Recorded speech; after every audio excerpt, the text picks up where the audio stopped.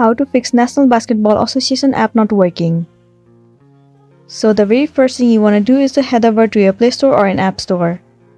In the search bar, search for National Basketball Association. Move into this app. So right here, instead of open, if it shows the option of update, then your application is not up to date, and it might be one of the reasons that you are facing the issue. In this case, all you want to do is tap on update and update your application to the latest version. Once the application is up to date, now the next thing you want to do is to head over to the settings of your device. Move into apps. Tap on see all apps. Right here, search for the application NBA, and then head over to it. Move into storage and cache. Right here, you need to clear the cache and the storage of this application.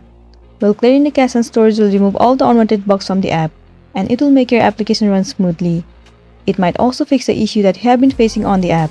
But if your application is still not working, then what you can do is simply uninstall the application and reinstall it again. Reinstalling the application will definitely fix the issue, and you'll be good to go. So that's it, and this was a tutorial on how to fix National Basketball Association app not working. I really hope this video is going to be helpful for you. Thank you for watching it till the end.